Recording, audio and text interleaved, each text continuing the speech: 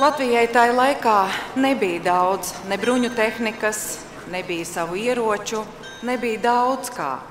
Bet viens Latvijai bija. Bija mūsu gars, kas bija ļoti spēcīgs. Mēs visi bijām vienoti.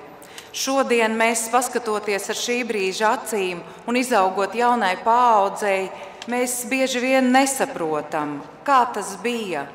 Tieši tāpēc šodien šeit Doma laukumā ir atlasīti plakāti, kuros jūs varēsiet kaut nedaudz ielūkoties laika rāmī atpakaļ. Un šodien, pateicoties mūsu cilvēku drosmei, mēs varam dzīvot brīvā Latvijā.